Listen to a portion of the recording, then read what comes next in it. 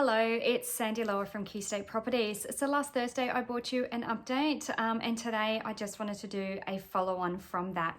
So today is Wednesday the 15th of April. Now as you are aware, last Thursday the Palaszczuk Government did an announcement right before the Easter break that they were bringing in so-called protections for landlords and also tenants in the residential sector. Now, there has been a lot of unknowns with this, as their recommendations of proposals that have been brought through are not yet legislated and are not yet law. As far as we are aware, the Parliament will sit again next week on the 22nd. Now, there is a letter that I'm going to be sending out to all of my landlords, all of our clients. It will be attached to where this video is being played, but also will go out to our Facebook group that is just for our clients, and also via the newsletter as well too. So basically a few things that I wanted to bring to the forefront for you to really make you aware of how this may be impacting us here in Queensland. So they said that the tenants will not have to pay any back rent.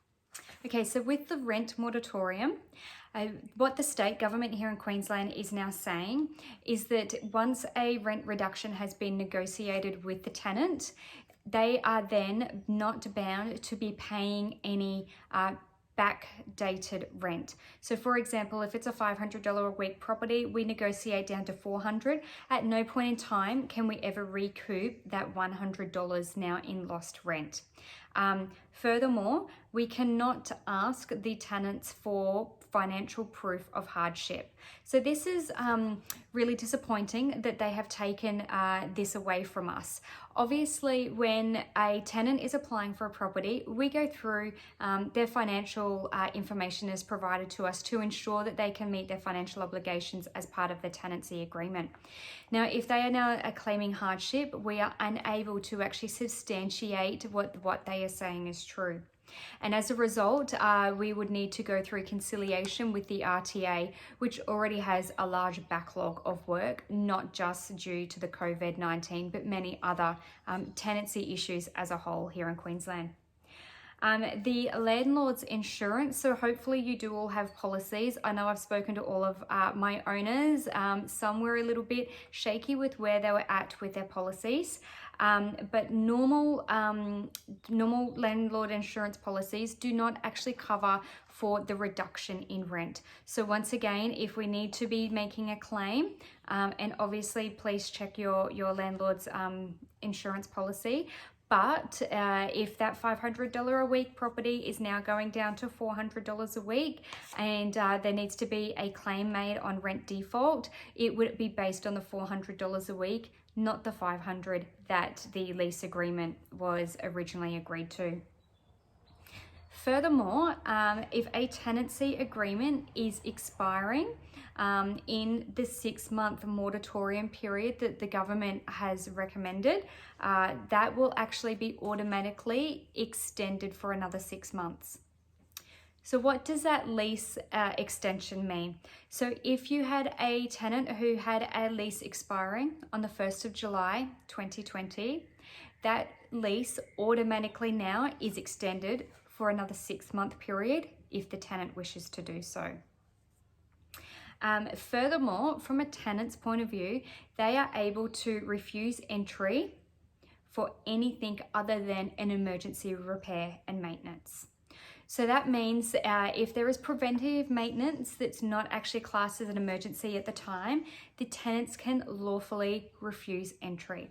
Now, we think that opens up a lot of uncertainty to us as a managing agent, but also you as a landlord. We always want to ensure that our properties are safely maintained and that we're meeting all obligations. So for the tenant to have the right to refuse entry is really disconcerting to us. Furthermore, during this time, a tenant is allowed to break their lease with only 7 days notice. And to make matters worse, we cannot recover that loss of rent that we normally would under a break lease situation. And they are saying that the break lease fee would be only 1 week's rent. So What that does mean, obviously, again, if we have a lease agreement that goes until December 2020, and if on the 1st of July a tenant is saying, I can't pay the rent anymore, I'm in a financial hardship situation, I need to break my lease, then we have to give them the right to end their lease with 7 days written notice, and we can only charge that 1 week break fee. From there, we would be straight into having your property listed for leasing and try to ensure that we get a tenant in the quickest time frame possible. So we do have a letter that has been provided to us by the REIQ. We strongly recommend and suggest to all of our clients, if you have even friends and family who may be impacted, we would love everyone to send that letter through to the state government and your local MPs. It is really, really important that our voice is heard. We only have 7 days left now until Parliament sits again. As I say, all of these recommendations at the moment or proposal is not actually law yet.